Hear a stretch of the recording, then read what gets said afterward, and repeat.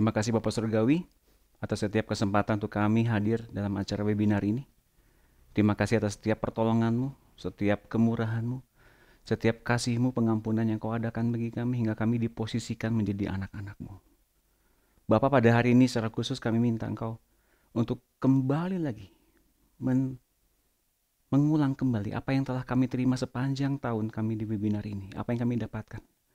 Hingga setiap apa yang kami pelajari pada sore hari ini juga selalu satu menyatu dengan setiap webinar yang telah kami lakukan di bulan-bulan yang lampau.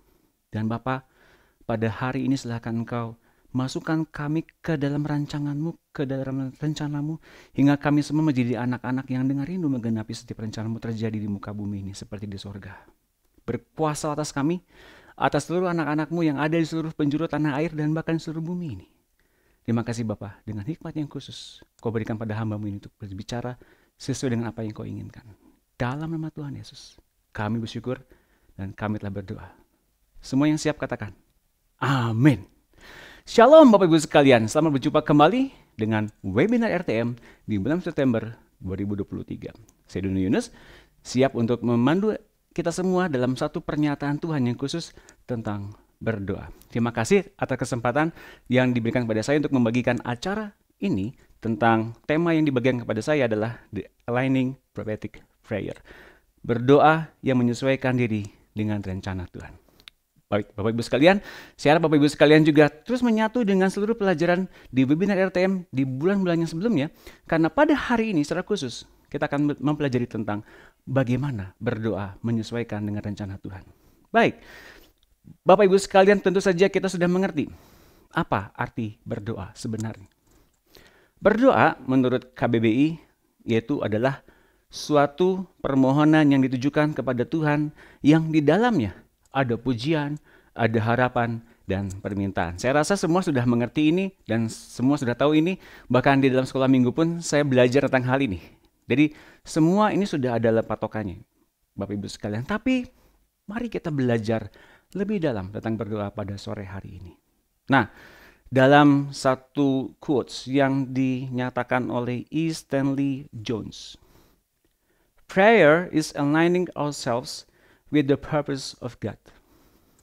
Jadi berdoa adalah bagaimana kita menyesuaikan diri dalam rencana Allah. Ini dikemukakan oleh seorang misionaris yang ada dalam pekerjaan Tuhan di India. Namanya E. Stanley Jones. Barangkali Bapak Ibu sekalian belum mengetahui pribadi ini. Tapi ketika ada satu kegerakan massal yang luar biasa masif yang berasal dari Kentucky di Asbury, ya. Sebetulnya beliau ini udah meninggal.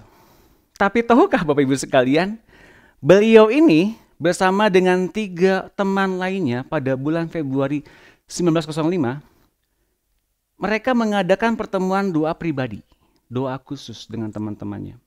Sekitar jam 10 malam, Roh Kudus tampak memasuki ruangan dan kemudian juga diikuti dengan mahasiswa-mahasiswa lain bergabung dengan mereka dan kebangunan rohani menyebar ke seluruh kampus Asbury dan sekitar kota Wilmore di Kentucky. Nah, Bapak Ibu sekalian, ternyata kegerakan yang kita lihat dalam beberapa bulan yang lalu ini berasal dari 1 orang dan 3 temannya ini. Ketika mereka berdoa di ruangan yang sama, ketika ada kegerakan luar biasa muncul ke seluruh bumi di bulan-bulan yang lampau. Pada saat itu ada pengakuan dosa, ada doa yang penuh dengan kuasa dan komitmen yang baru yang lebih dalam kepada Tuhan. Dan pada saat itu dalam autobiografi sang penulis yaitu E. Stanley Jones ini kemudian menyerahkan hidupnya pada Tuhan untuk diutus kemana Tuhan mau. Dan kebetulan pada saat itu Tuhan utus dia ke India di ladang Tuhan. Nah, jadi Bapak Ibu sekalian, dari apa yang ia kemukakan, bagaimana kita kemudian berdoa dan menyesuaikan diri dalam rencana Tuhan, tentu saja kita bisa mengerti ada agenda surga dan ada rencana manusia. Ada rencana Allah dan ada keinginan manusia. Di mana kita letaknya? Kecenderungan hati kita mengarah kemana? Baik, mari kita lihat. Kalau rencana manusia, dengan memikirkan rencana, kita punya rencana tentu saja ya, pergumulan dan persoalan hidup kita terus menerus, bisa jadi itu membawa kita jauh dari rencana Tuhan. Padahal pergumulan doa, pergumulan dan persoalan hidup adalah salah satu sarana menemukan rencana Tuhan. Jadi, pada sore hari ini saya menyarankan Bapak Ibu sekalian, mintalah hikmat Tuhan atas setiap pergumulan dan persoalan hidup. Dan mintalah juga tuntunan Tuhan atas setiap rencananya digenapi dalam hidup kita. Karena Bapak Ibu sekalian, ketika kita meminta hikmat Tuhan atas masalah dan pergumulan kita, memang hikmatnya turun. Memang ada solusi dalam setiap masalah-masalah itu. Tapi jika kita terus fokus kepada masalahnya, hikmatnya bekerja, tapi kita dibawa jauh oleh masalah itu, menjauh dari Tuhan. Tuhan tidak ada dalam masalah itu ketika kita minta hikmatnya saja, dan ketika kita tidak dituntun oleh Tuhan masuk ke dalam rancangannya. Teman-teman, terjadi juga pada Salomo, bukan? Ketika dia meminta hikmat dari Tuhan dan Tuhan berikan hikmat yang luar biasa. Kemudian Salomo jatuh ke dalam penyembahan-penyembahan Allah asing karena hikmat yang ia punya dituntun oleh diri sendiri untuk masuk ke dalam berbagai kepentingan di dunia ini. Tentu saja Tuhan tidak ada di situ dan bahkan ia jatuh ke dalam penyembahan berhala. Jadi, apa rencananya? Apa rencananya yang mesti tergenapi dalam hidup kita? Apa yang ia inginkan sebenarnya? Sebelum saya menjawab itu dan kita akan semua tahu akan setiap rencananya itu tergenapi dalam hidup kita, mari kita pelajari prinsip dalam berdoa. Yang pertama adalah berdoa adalah self-sacrifice, pengorbanan diri, pengabdian diri. Yesus Kristus mengabdikan diri dan mengorbankan diri dengan taat pada rencana Bapa. Itu Yesus. Bagaimana dengan kita? Dalam Ibrani 5 ayat 7. Dalam TB dikatakan begini, dalam hidupnya sebagai manusia dan karena kesalehannya ia telah didengarkan. Yesus pernah hidup jadi manusia, Tuhan kita, Tuhan Allah, firman menjadi manusia. Dalam keseharian di bumi dia jadi manusia, ia menanggalkan semua kesetaraan dengan Allahnya untuk hidup sebagai hamba. Taat sampai mati, bahkan mati di kayu salib, itu taat pada rencana Bapa. Dia punya keinginan? Punya. Tapi ia serahkan itu semua pada Bapaknya. Di ayat yang sama, dalam firman Allah yang hidup. Tetapi pada waktu Kristus berada di dunia ini, ia berdoa dengan air mata dan kesedihan jiwanya, menyampaikan permohonan kepada Allah yang dapat meluputkan dia dari kematian. Allah mendengar doa-doanya sebab keinginannya yang kuat untuk menaati Allah setiap saat.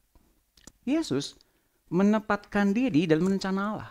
Apa yang Allah inginkan, ia menggenapinya. Dan karena kesalehannya, karena doanya yang kemudian muncul di hatinya adalah mentaati Allah, maka Allah mendengarkan doa-doanya. Allah menjawab doa. Allah menjawab doa berdasarkan keinginannya tergenapi dalam diri Yesus. Mari kita perdalam lagi. Self-sacrifice itu apa? Itu adalah jalan. Itu adalah jalan bagaimana kita kemudian mengetahui kita lagi melakukan pengorbanan diri, pengabdian diri pada rencana Tuhan. Jadi berdoa adalah pengabdian diri atau berdoa juga adalah pengorbanan diri kepada rencana Tuhan. Dalam Markus 8 ayat 34, 37 dalam MSG, The Message. Saya akan terjemahkan langsung ke dalam bahasa Indonesia. Siapapun yang ingin mengikuti aku harus membiarkan aku yang memimpin. Katakan amin. Kamu tidak berada di kursi pengemudi, tetapi aku. Jangan lari dari penderitaan, hadapilah. Ikuti aku dan aku akan menunjukkan caranya. Menolong diri sendiri tidak membantu sama sekali. Sejatinya pengorbanan diri adalah caraku menyelamatkan dirimu sendiri. Jadi Tuhan menolong kita dengan caranya, dengan jalannya. Kita mungkin bisa nolong diri kita sendiri, tapi justru kita akan masuk ke dalam berbagai kesulitan demi kesulitan.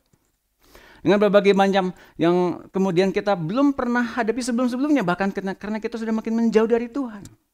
Bapak Ibu sekalian, teman-teman, bahwa ternyata bahwa kalau kita berdoa, yang pertama adalah, saya ingatkan lagi ya, bahwa kita sedang melakukan pengabdian diri, pengorbanan diri, buang jauh-jauh keinginan kita. Mungkin kita punya petisi, mungkin kita punya kebutuhan, tapi prinsip yang pertama, korbankan diri kita di depan Tuhan. Memang betul Bapak Ibu sekalian, waktu-waktu berdoa adalah waktu-waktu yang sebetulnya membagi kita dengan waktu kita dengan keluarga, dengan pekerjaan kita, dengan me time kita, dengan pekerjaan Tuhan. Jujur Bapak Ibu sekalian, dalam doa yang sering kita adakan di RPN atau mungkin dalam doa-doa estafet 24 jam yang diadakan di dalam kelas-kelas pemuridan yang saya adakan, teman-teman, saya sering sekali kalau udah berdoa begitu lama, udah merasa nguap, capek, lelah, ngantuk, dan kemudian saya buka HP. Mungkin ini suatu hal yang kemudian banyak terjadi dalam diri kita kalau kita kurang fokus dalam berdoa, kita mulai pegang HP dan mulai kita kemudian WhatsApp seseorang, mungkin kita lihat apa yang ada di dalam berita-berita, atau mungkin kita lihat film-film di YouTube. Bapak Ibu sekalian, mengapa ini terjadi? Karena kita tidak mengorbankan diri kita di depan Tuhan. Karena kita lupa bagaimana mengabdikan diri kepada kepentingan Tuhan. Karena kita mungkin lakukan doa itu sebagai suatu kewajiban, sebagai suatu hal yang kemudian mengikat kita dalam aktivitas rohani, yang kemudian membelenggu kita kepada setiap rutinitas yang membosankan. Tapi, sekali lagi saya mau katakan, berdoa adalah pengorbanan diri dan pengabdian diri kepada rencana Tuhan. Itu prinsip yang pertama. Yang kedua, Bapak Ibu sekalian, Tuhan adalah Tuhan atas rencananya. Kita bukanlah Tuhan atas rencana Tuhan. Mungkin dalam doa kita sering kita ngatur Tuhan. Mungkin kita bilang, Tuhan, harusnya kan begini dan begitu, harusnya kan engkau lakukan ini dan lakukan begitu. Tapi kita sering kali lupa dalam setiap posisi, dalam setiap kita berdoa, kita lupa bahwa kita menjadi Tuhan atas rencana Tuhan. Dan kemudian Tuhan pasti akan mengikuti rencana kita ini, dan kita sebetulnya sedang menjadikan hikmat Tuhan menjadi satu komoditas penting yang dalam hidup kita, menjadi kita yang diurapi, yang diberkati. Dan kalau kita nggak diberkati dan diurapi, kita memprotes kepada Tuhan. Teman-teman, ingat Salomo, meskipun dia punya hikmat Tuhan, ia memakainya dengan cara yang salah. Ia cari apa yang ada di bawah matahari dan dia putus pengharapan kepada Tuhan. Jangan ngatur sesuai dengan rencana dan keinginan kita. Salomo dalam menjalankan hikmat Allah menyelidiki hal-hal yang di bawah matahari, itu yang menyebabkan dia jatuh ke dalam keputusasaan.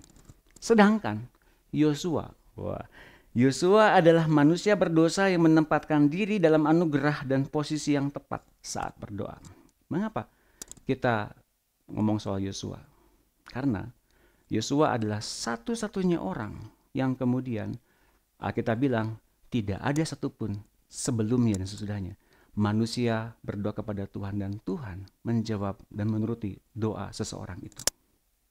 Wah, ini luar biasa. Mari kita lihat doa Yosua dalam Yosua 10 ayat 12 dalam terjemahan FIH. Ketika orang Israel sedang mengejar dan menumpas orang Amori, musuh mereka, Yosua berdoa kepada Tuhan lalu berkata dengan nyaring di hadapan orang banyak itu. Ini suatu hal yang luar biasa ya. Berdoa dengan nyaring di hadapan orang-orang kepada Tuhan. Matahari berhentilah di atas Gibeon dan bulan berhentilah di atas lembah Ayalon. Luar biasa ya. 13. Maka matahari dan bulan tidak bergerak sampai bala tentara Israel menumpas habis musuh mereka. Kejadian ini diuraikan dengan lebih jelas dalam kitab Orang Jujur, kitab Yashar. Matahari berhenti di langit dan tidak bergerak sampai hampir 24 jam. Wow. 14. Belum pernah ada hari semacam itu. Dan tidak akan ada lagi peristiwa Tuhan menghentikan matahari dan bulan hanya karena doa satu orang. Sesungguhnya waktu itu Tuhanlah yang berperang bagi bangsa Israel. Dalam terjemahan NET, the Lord obey a man, for the Lord fought for Israel. Tuhan mentaati seorang manusia, karena Tuhan berperang untuk Israel. Apa artinya? Tuhan mentaati Yosua. Wow, ini baru buat saya Bapak Ibu sekalian. Tuhan mentaati seorang manusia berdosa, manusia yang berposisi manusia daging. Tapi Yosua menempatkan dirinya dalam posisi sebagai anak Allah. Pada saat itu mungkin belum ada anak Allah ya. Tapi dia menempatkan diri dalam anugerah meminta kepada Tuhan. Alasannya mengapa Tuhan jawab permintaan Yosua? Karena ia memang punya maksud untuk melawan lawannya Yosua sampai tertumpah semuanya. Lawan Yosua adalah lawan Tuhan secara langsung. Jadi berdamailah dengan Tuhan selalu dan janganlah menjadi lawan Tuhan. Sekalipun kita hari ini mungkin berpikir, saya punya rencana, saya punya keinginan. Apakah boleh Tuhan? Tolong berkati saya. Hati-hati teman-teman, Bapak Ibu sekalian. Bisa jadi kita sedang menjadi lawan Tuhan dalam rencana Tuhan, sedangkan kita punya rencana sendiri di luar Tuhan. Nah, selain itu Bapak Ibu sekalian, mengapa Tuhan jawab dengan jawabannya? Dan mengapa Tuhan mendengarkan Yosua? Dalam Kejadian 15 ayat 16, ini yang menjadi landasannya ya. Ketahuilah dengan sesungguhnya bahwa keturunanmu akan menjadi orang asing dalam suatu negeri yang bukan kepunyaan mereka, dan bahwa mereka akan diperbudak dan dianiaya 400 tahun lamanya. Kita tahu ini firman disampaikan kepada siapa? Abraham. Jadi kira-kira ada 400 tahun jaraknya kira-kira ya. Tapi bangsa yang akan memperbudak mereka akan kuhukum, dan sesudah itu mereka akan keluar dengan membawa harta benda yang banyak. 15. Tetapi engkau akan pergi kepada nenek moyangmu dengan sejahtera. Engkau akan dikuburkan pada waktu telah putih rambutmu. Tetapi keturunan yang keempat akan kembali ke sini, sebab sebelum itu kedurjanaan orang Amori itu belum genap. Artinya, mengapa doa Yosua dijawab? Karena rencana Tuhan mesti membiarkan umat pilihannya, orang Israel, masuk ke tanah Kanaan. Dan itu waktunya. Yang menghambat adalah dalam tanah Kanaan ada orang-orang Amori yang dipimpin oleh 5 raja ini. Dan ketika 5 raja ini memimpin seluruh bangsa negara mereka dan masih mereka menduduki tanah Kanaan pada saat itu, orang Israel nggak bisa menempati tanah perjanjian mereka yang dijanjikan oleh Tuhan. Maka kemudian yang terjadi, Tuhan menjawab permohonan Yosua untuk menghentikan matahari dan bulan agar tidak bergerak selama 24 jam sampai dengan bangsa Amori tertumpah semuanya dan mati. Dan mereka masuk ke tanah perjanjian. Bapak Ibu sekalian, rencana Tuhan yang harus kita hadapi adalah rencana yang membuat kita menjadi anak-anak Allah yang bersahabat dan bermitra kerja dengan Allah. Kalau kita beroposisi dengan rencana Allah, maka kita akan menjadi lawannya seperti bangsa Amori itu. Prinsip doa yang ketiga. Ayo semangat Bapak Ibu sekalian. Berdoa adalah sarana perjumpaan pribadi dengan Allah. Berdoa itu bukan rutinitas. Sebagai orang Kristen kita mesti berdoa doa Bapa kami, doa syafaat, doa RPN, doa misalnya doa apalagi doa yang pagi-pagi ya yang Pak Sem lakukan, Remoka. Tapi berdoa adalah sarana perjumpaan pribadi dengan Allah. Dalam berdoa kita berjumpa pribadi dengan Allah, kita berhadapan muka dengan Allah. Dan tahukah Bapak Ibu sekalian, dalam perjumpaan pribadi itu ada perjumpaan demi perjumpaan pribadi yang terus-menerus intens bersama-sama dengan Allah kita. Ini terbukti pada Elia. Mari kita baca ayatnya. 1 Raja-Raja 19 ayat 4.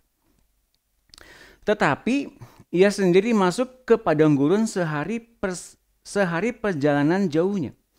Lalu duduk di bawah sebuah pohon arar. Kemudian ia ingin mati. Katanya, cukuplah itu. Sekarang ya Tuhan, ambillah nyawaku. Sebab aku ini tidak lebih baik daripada nenek moyangku. Kira-kira doanya apa Elia? Isinya, ingin mati. Cabut nyawaku Tuhan. Udah cukup. That's it, enough. Cabut aja nyawaku Tuhan. Cukup. Apakah doa Elia dijawab oleh Tuhan? Dijawab.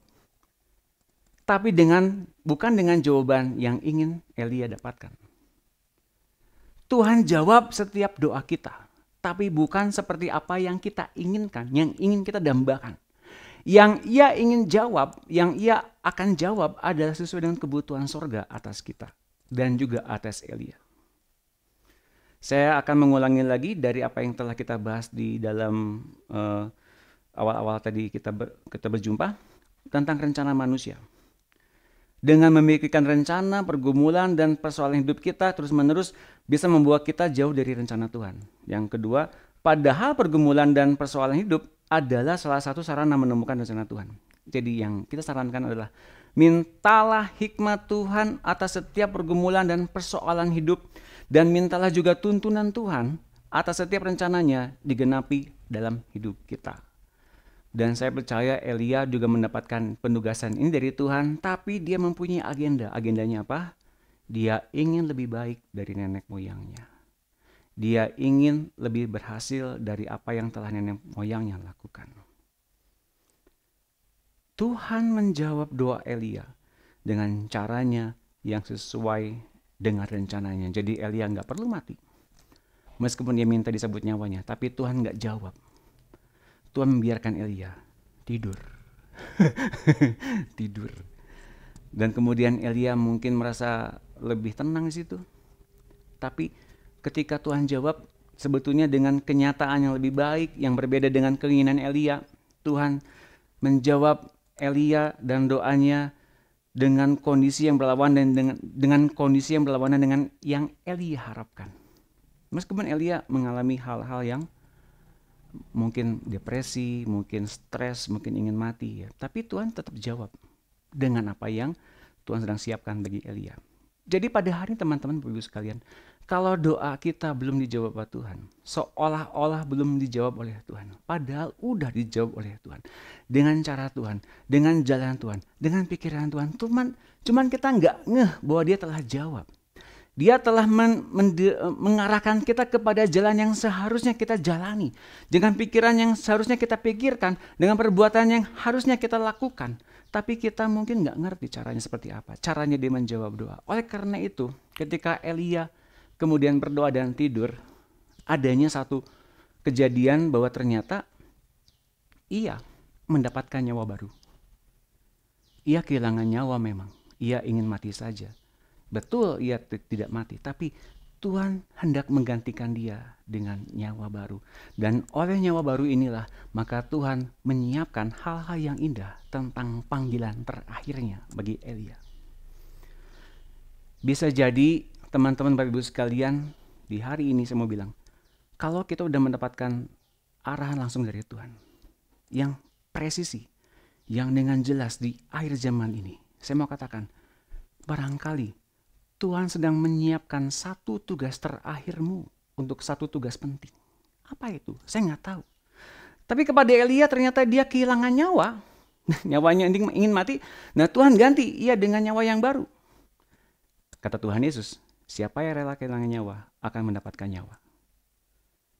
Nyawa yang didapatkan oleh Elia adalah nyawanya Tuhan. Kok bisa? Mari kita lihat ayatnya.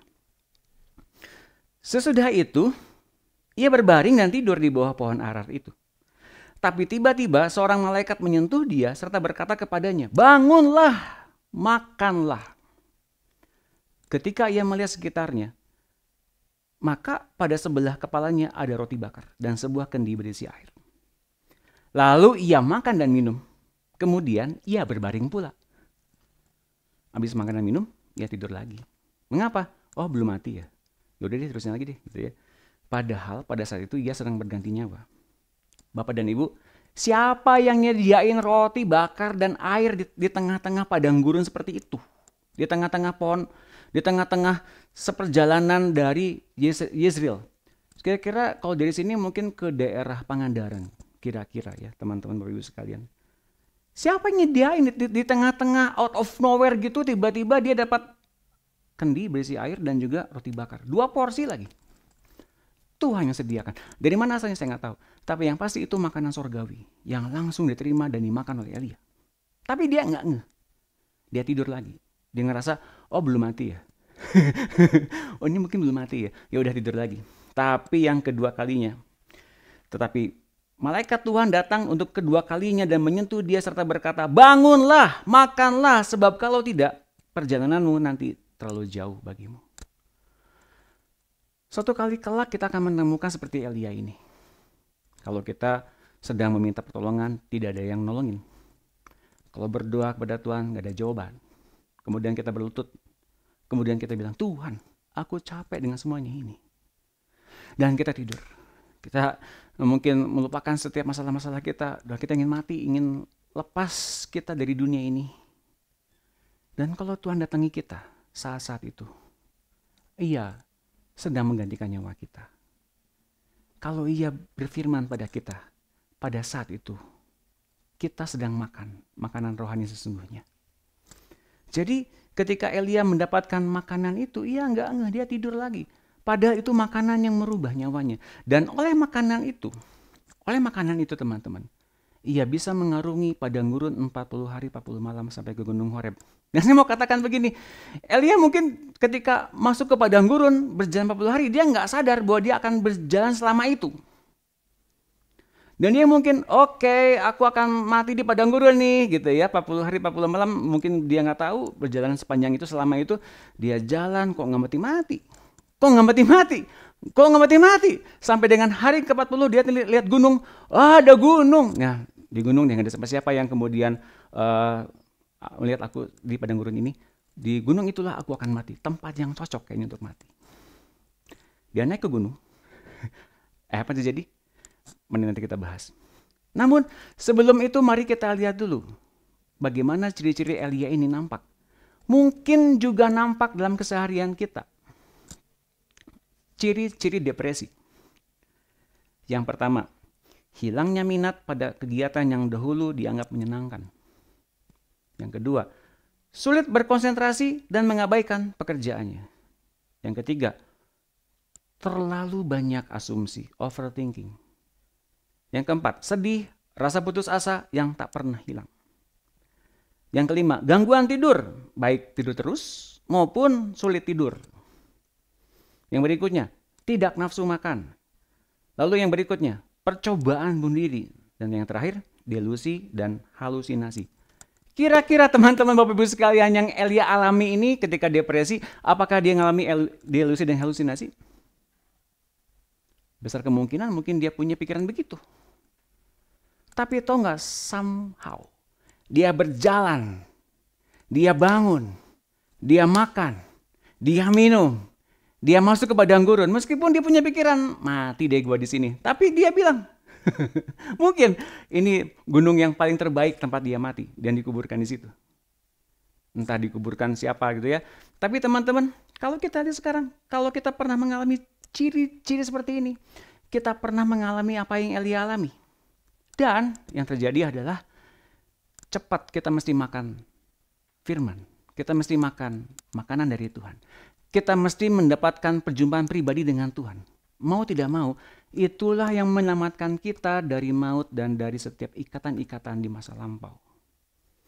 Saya mau katakan ketika ia kemudian bangun dan kemudian ia makan sampai kenyang. Dalam Alkitab dikatakan begitu. Lalu ia berangkat, disegarkan dari makanan itu. Dia berjalan 40 hari dan 40 malam, terus sampai menuju gunung Tuhan ke Horeb. Sesampainya di sana, dia merangkak ke dalam gua dan pergi tidur. Lagi, depresi lagi teman-teman. Masih ada depresinya. Jadi meskipun kita sudah lahir baru, meskipun kita sudah mengalami begitu banyak hal-hal yang luar biasa dari Tuhan, kita mungkin punya bagian sifat kemanusiaan kita yang masih tersimpan dan masih ada. Dan ini mungkin membuat kita semakin tertekan ketika melihat keadaan yang kok nggak sesuai dengan iman saya, kok sesuai dengan apa yang saya harapkan. Teman-teman, ketika Elia pada saat itu sudah ada di Gunung Horeb, dia pikir waktunya sekarang mati. Tapi kemudian datang firman Tuhan kepadanya, jadi Elia, apa yang kamu lakukan di sini? Mungkin saya akan sebagai Elia pada saat itu, mungkin kalau saya jadi Elia, loh kan engkau yang nyuruh ke sini, bukan kau akan matikan aku di sini, mungkin. Tapi Tuhan tidak membuat kita mati. Di tengah-tengah kesulitan kita, pergumulan kita, tekanan yang kita hadapi, Ia tidak akan membuat kita mati. Karena Tuhan datang memberikan kehidupan. Tuhan datang memberikan hidup yang berlimpah-limpah. Tuhan memberikan kepada kita damai sejahteranya, pengampunannya, penerimaannya. Dan Tuhan menggembalakan Elia keluar dari depresi dan maut yang mencekiknya. Dan Elia menemukan Tuhan sekalipun ia ingin mati saja dalam ketakutannya itu. Lalu firman-Nya, keluarlah dan berdiri di atas gunung itu di hadapan Tuhan. Maka Tuhan lalu, angin besar dan kuat yang membelah gunung-gunung dan memecahkan bukit-bukit batu mendahului Tuhan. Tapi tidak ada Tuhan dalam angin itu. Dan sesudah itu, Sesudah angin itu datanglah gempa. Tapi tidak ada Tuhan dalam gempa itu. Dan sesudah gempa itu datanglah api. Tapi tidak ada Tuhan dalam api itu. Dan sesudah api itu datanglah bunyi angin sepoi-sepoi basah. Apa artinya? Apa arti bagaimana ternyata dalam angin yang memecahkan gunung itu tidak ada Tuhan. Dalam api yang besar itu tidak ada Tuhan. Dalam gempa yang luar biasa menggoncangkan bumi pada saat itu enggak ada Tuhan. Apa artinya? Perjumpaan pribadi dengan Tuhan. Mungkin kita berharap ada sesuatu yang besar, kejadian yang supernatural, ada tanda-tanda ajaib, mujizat yang di luar akal sehat manusia, terjadi dalam pelayanan kita, terjadi kalau kita sedang berdoakan orang, tapi itu bukan satu patokan. Kejadian menurunkan api di Gunung Karmel ketika Elia didengarkan doanya oleh Tuhan adalah kejadian yang memang fantastis. Namun rupanya itu tidak cukup membuat seorang yang dekat dengan Tuhan seperti Elia stabil dalam imannya. Tuhan menunjukkan dirinya juga ada dalam situasi yang nampaknya biasa-biasa saja. Dan dalam segala situasi, ia adalah Tuhan. Elia yang dalam ketakutan dan depresinya bisa mengalami kelepasan dan masuk ke dalam rencana Tuhan kembali setelah pemulihan yang Tuhan adakan secara pribadi. Bapak Ibu sekalian, Elia mengalami perjumpaan pribadi yang biasa-biasa aja. Yang biasanya apa? Yang ada angin peting beliung memecahkan batu, Tuhan nggak ada di situ. Api yang besar, Tuhan juga nggak ada di situ. Ada gempa bumi yang luar biasa menggoncangkan sekitar Horeb, Tuhan nggak ada di situ. Dan Tuhan ada di angin sepoi-sepoi basah. Dan ketika ada angin sepoi-sepoi itu, baru kemudian Elia menutup mukanya dengan mantelnya. Mengapa? Dia menghormati Tuhan. Dia menghormati hadirat Tuhan dalam satu ketenangan yang luar biasa itu. Tuhan tidak menampakkan diri dalam satu hal yang luar biasa, yang mujizatnya luar biasa kali itu kepada Elia. Namun Elia tahu bahwa itu Tuhan. Yang keempat, prinsip berdoa. Yang keempat adalah saat kita masuk ke dalam waktu berdoa, kita bukanlah kita lagi. Kita bisa mengalami pribadi yang luar biasa dalam Tuhan. Kita diubahkan terus-menerus dengan menerima pergantian hidup. Hidup kita digantikan dengan hidupnya Tuhan ketika kita berjumpa pribadi dengan Tuhan saat berdoa. Ini yang luar biasanya. Kalau kita berdoa, temukanlah jawaban Tuhan. Jangan sampai ketika kita berdoa, kita sibuk dengan permintaan yang kita ajukan kepada Tuhan. Sampai temukan jawabannya. Lihat ini. Dan sesudah api itu datanglah bunyi angin sepoi-sepoi basah. Segera sesudah Elia mendengarnya, ia menyelubungi mukanya dengan jubahnya, lalu pergi keluar dan berdiri di pintu gua itu. Maka datanglah suara kepadanya yang berbunyi, "Apakah kerjamu di sini, hai Elia?" Jawabnya, "Aku bekerja segiat-giatnya bagi Tuhan, Allah semesta alam. Karena orang Israel meninggalkan perjanjianmu, meruntuhkan mezbah-mezbahmu, dan membunuh nabi-nabimu dengan pedang. Hanya aku seorang dirilah yang masih hidup, dan mereka ingin mencabut nyawaku."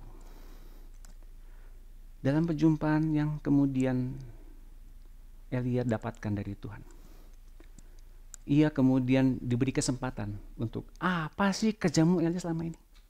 Dan dia bilang, aku bekerja segiat-giatnya bagi Tuhan.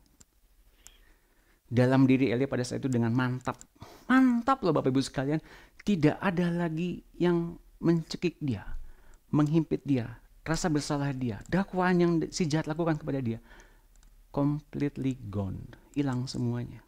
Dia bilang, dia laporan sama Tuhan, aku bekerja segiat-giatnya bagi Tuhan. Dan dia laporan, tinggal aku seorang diri saja, yang lain pada mati, tinggal aku seorang diri, makanya aku begini, aku seorang diri Tuhan. Nah, itu yang kemudian Tuhan temukan apa dasar pemikiran dari seorang Elia. Makanya prinsip yang kelima, ini yang lebih penting. Berdoalah, menyesuaikan diri dalam rencana Tuhan, dan alami pemulihan melalui jawabannya. Ini yang sering kali kita lewat, Bapak Ibu sekalian. Karena dalam berdoa kita sering kali udah dapat jawabannya dari keinginan kita. Dan kalau kemudian nggak ada jawaban dari Tuhan seperti apa yang kita inginkan, kita bilang Tuhan nggak ngejawab doa saya. Sedangkan dalam Lukas 18 ayat 1 dalam FAIH, pada suatu hari Yesus menceritakan kepada murid-muridnya sebuah perumpamaan untuk melukiskan perlunya berdoa dengan tidak jemu-jemu dan bahwa mereka harus tekun berdoa sampai ada jawabannya. Nah ini dia.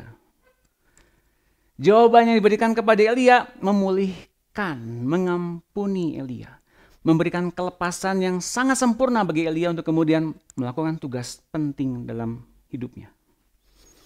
Pemulihan Tuhan telah terjadi saat kita melaksanakan lebih dahulu keinginan Tuhan daripada mempersoalkan pergumulan kita.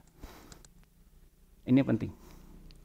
Sekali lagi saya katakan, pemulihan Tuhan telah terjadi saat kita melaksanakan lebih dahulu keinginan Tuhan daripada mempersoalkan pergumulan kita. Bapak dan Ibu sekalian, tertampar oleh firman ini, katakan amin. Firman Tuhan kepadanya, ini panggilan terakhir Tuhan kepada Elia ya sebetulnya. Pergilah, kembalilah ke jalanmu melalui padang gurun ke Damsyik, dan setelah engkau sampai, engkau harus mengurapi Hazael menjadi raja atas Aram. Juga Yehu cucu Nimsi, haruslah kau urapi menjadi raja atas Israel. Dan Elisa bin Safat dari Abel Meholah, harus kau urapi menjadi nabi menggantikan engkau. Maka siapa yang terluput dari pedang Hazael akan dibunuh oleh Yehu. Dan siapa yang terluput dari pedang Yehu akan dibunuh oleh Elisa. Tapi aku akan meninggalkan 7.000 orang di Israel, yakni semua orang yang tidak sujud menyembah Baal dan yang mulutnya tidak mencium dia. Dari jawaban Tuhan ini menggambarkan bagaimana Tuhan menjawab sebetulnya pergumulan Elia. Elia nggak lonely, dia punya 7.000 orang teman. Kemudian dia persiapkan reinforcement, kekuatan yang besar, hingga dia nggak usah jalan sendirian, lawan Ahab sendirian, nggak usah. Karena ada 3 orang penting di sini, yaitu apa? Hazael, Yehu, dan Elisa yang meneruskan kembali rencana Tuhan. Apakah panggilan kemudian kepada Elia beralih kepada ke-3 orang tadi? Tidak. Tapi Elia menjadi penggagas dan eksekutor dari rencana Tuhan itu. Pemulihan pada Elia dan terangkatnya ia ke sorga karena nyawanya terlepas di bumi. Karena ia diberikan kesempatan untuk berjumpa dengan Tuhan secara pribadi. Saat ia ditugaskan Tuhan untuk tugas khusus sekaligus tugas terakhir yang dilaksanakannya, ternyata tugas itulah yang mengubahkan dia hingga akhir dari penggenapan tugas itu, ia terangkat ke sorga. Tadi saya katakan di awal, barangkali pada hari ini, kalau kita mengalami pergumulan, kalau kita mengalami begitu banyak pintu yang tertutup, tidak ada yang terbuka, Tuhan izinkan untuk berdaulat, untuk kita bertemu dengan dia. Kita ngalamin dia. Kita ganti nyawa di bumi ini untuk ganti nyawanya. Dan kemudian kita akan mendapatkan apa? Panggilan terakhir yang membuat kita terangkat ke dalam penyelamatan dari sorga. Katakan amin, Bapak Ibu sekalian. Jadi nyawa manusia yang terlepas itu apa? Nyawa manusia Elia yang terlepas itu adalah rencananya, yang dikembalikan lagi pada rencana Allah. Semuanya tentang rencana Allah. Is all about God? No, it's not about us. It's all about God. Semuanya tentang Allah dan rencananya. Bukan kita dan rencana kita. Jadi, saya akan mengulang kembali, Allah menerima perintah dari manusia. Kok bisa? Bisa, karena Allah berperang bagi Israel. Allah berperang bagi setiap umat yang percaya dan taat kepadanya. Ingat di minggu yang lampau, Pak Antonio bilang ketaatan itu diupayakan, dipaksakan. Nggak mungkin tiba-tiba taat begitu aja. Saya ngerti betul. Karena sebetulnya kita tuh nggak bisa taat. Bapak Ibu sekalian. Nah, ketika kemudian Allah berperang bagi Israel, kenapa? Karena Allah menghadapi lawannya dan kemudian ia membela orang Israel itu. Dan hukuman Allah atas kejahatan Amori itu mutlak mesti dilakukan. Karena apa? Karena orang Israel mesti masuk ke tanah perjanjian seperti apa yang telah dijanjikan kepada Abraham. Jadi Allah itu adalah Allah yang setia menepati janjinya. Sedangkan kepada Elia mendapatkan hidup baru yang diberikan Tuhan. Dan ini kemudian diawali dengan mengalami perjumpaan pribadi dengan Tuhan. Dan kemudian ini membuat dia kepada panggilan terakhir Elia untuk menyempurnakan rencananya terpenuhi di bumi ini.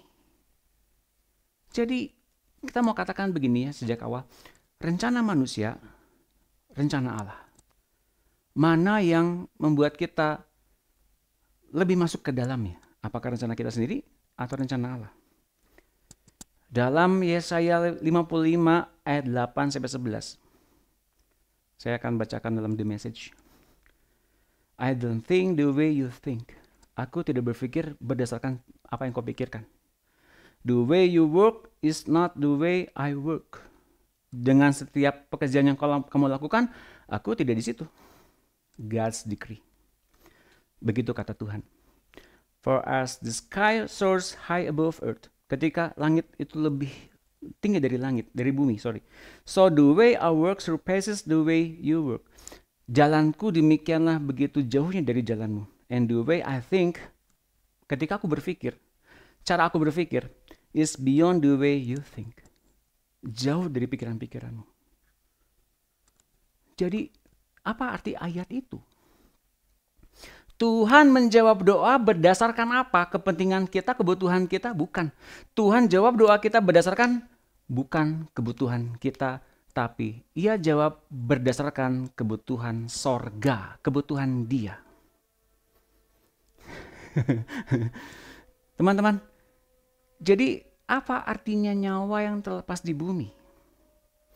Bagaimana caranya kita melepaskan nyawa manusia lama kita di bumi? Mari kita lihat Elia. 1 Raja-Raja 19 ayat 3. Maka takutlah ia, lalu bangkit dan pergi menyelamatkan nyawanya, dan setelah sampai ke Beersheba yang termasuk wilayah Yehuda, ia meninggalkan bujangnya di sana, tapi ia sendiri masuk ke padang gurun sehari perjalanan jauhnya, lalu duduk di bawah sebuah pohon arar, kemudian ia ingin mati, katanya, cukuplah itu. Sekarang ya Tuhan, ambillah nyawaku sebab aku ini tidak lebih baik daripada nenek moyangku. Tapi ini yang penting. Itu latar belakangnya, ia ingin mati, ia lari, ia nggak mau ada orang yang melihat dia hidup karena takut diancam kematian. Bagaimana caranya dia mendapatkan nyawa yang baru? Ketika ia memakan roti bakar dan meminum air dari kendi. Ini gambaran bagaimana Yesus memberikan kepada kita nyawanya. Dalam Yohanes 10 ayat 10, The Message. Seorang pencuri datang untuk mencuri. Dalam bahasa Inggris ya, saya terjemahkan. Dan membunuh serta membinasakan. Pencuri datang untuk mencuri, membunuh, membinasakan. Yang ia curi siapa? Kok ia mencuri? Berarti ia mencuri dengan tidak sah dong. Ia mengambil secara tidak sah. Yang menjadi ia mengambil sesuatu yang ia curi itu siapa? Kita. Kita yang akan menjadi objek curiannya itu. Kenapa? Karena kalau dia mencuri berarti seseorang melindungi kita dari pencurian itu. Seseorang melindungi kita, menjaga kita agar kita tidak pernah tercuri oleh si jahat. Dan tidak pernah dibunuh. Dan tidak pernah dibinasakan oleh si jahat. Siapa yang jagain kita? Siapa yang kemudian lindungi kita? I came, Tuhan datang, so they can have real and eternal life. Aku datang agar mereka mempunyai nyawa yang hidup, yang sesungguhnya. More and better life than they ever dream of. Lebih dari apa yang mereka pikir dan mereka pikirkan, mereka mimpikan. Jadi Bapak Ibu sekalian, Yesus dalam pernyataan kepada kita dalam berdoa itu, ia berikan nyawanya. Cuman kitanya keburu amin. Dan kemudian kita nggak pernah nunggu jawabannya. Kalau kita sejenak nunggu jawabannya saat kita berdoa, kita bisa mendapatkan nyawa baru pada saat itu Bapak Ibu sekalian. Dan dalam Yohanes 10:28, dan aku memberikan hidup yang kekal kepada mereka dan mereka pasti tidak akan binasa sampai selama-lamanya dan seorang pun tidak akan merebut mereka dari tanganku. Dalam Yohanes 6 ayat 54, siapa saja yang makan dagingku dan minum darahku, ia mempunyai hidup yang kekal dan aku akan membangkitkan dia pada akhir zaman. Saya tampilkan dalam gambar ini ada perjumpaan 3 muridnya di gunung yang mulia, di Gunung Tabor.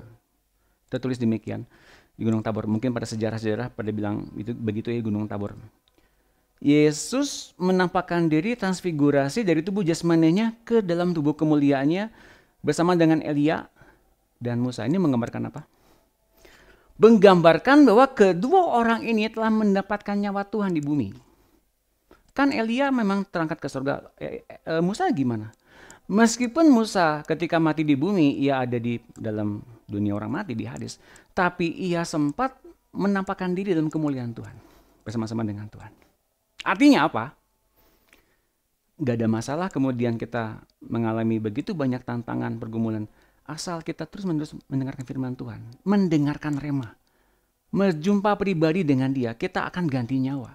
Dan kepastiannya jelas. Yesus memberikan hidup yang kekal kepada kita dan kita semua pasti tidak akan binasa sampai selama-lamanya. Dan seorang pun tidak akan merebut mereka dari tangan Tuhan.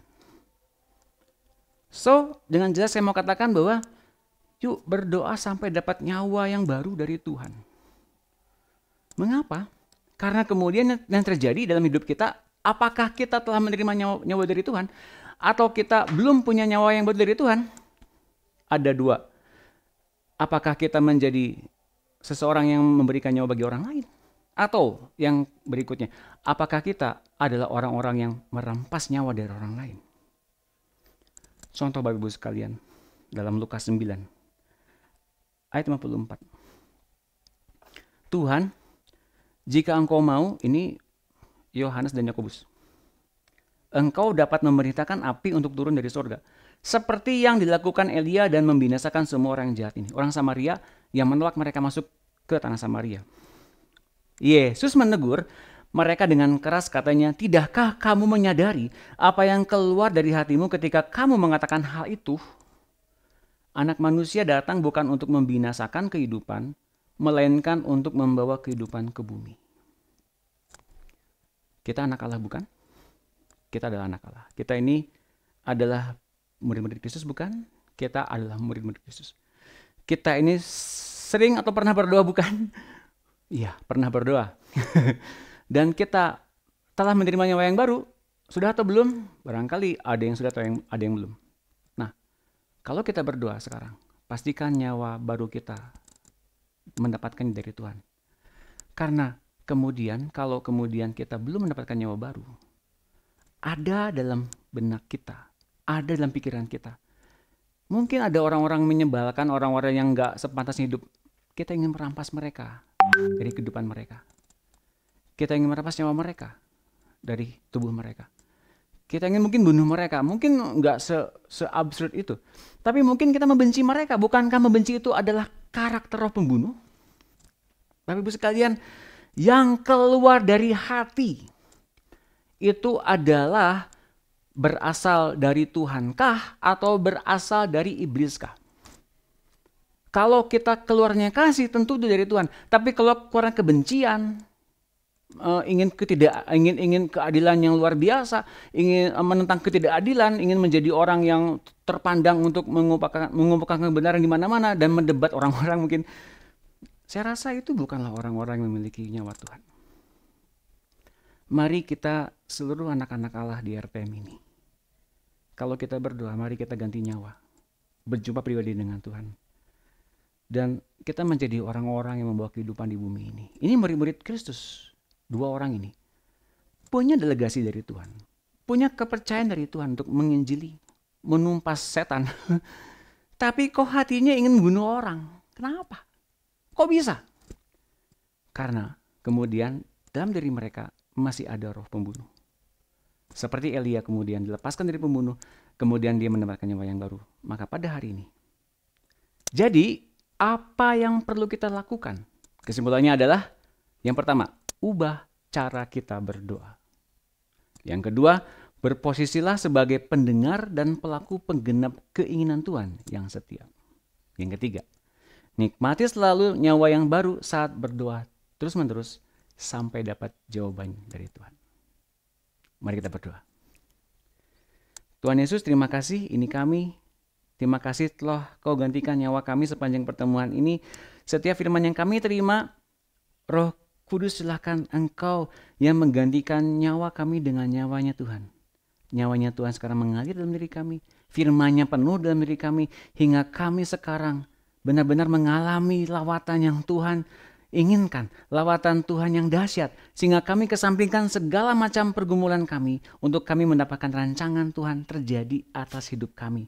Dan kami percaya kalau kami sekarang menggenapkan keinginan Tuhan, bahwa setiap apapun yang kami kumpulkan, Kau jawab dan Kau perhatikan, dan Engkau masukkan kami ke dalam rancangan-Mu. Mari Tuhan, ajari kami sepanjang beberapa bulan ke depan ini penuh dengan rancangan-Mu, penuh dengan keinginan-Mu atas kami semua, hingga kami benar-benar menerima rangkaian penyelamatan yang asalnya dari-Mu sampai kemudian kami terangkat di awan-awan. Terima kasih Tuhan Yesus. Kami mengucap syukur di dalam nama Tuhan Yesus kami telah berdoa. Haleluya. Amin. Tuhan Yesus memberkati.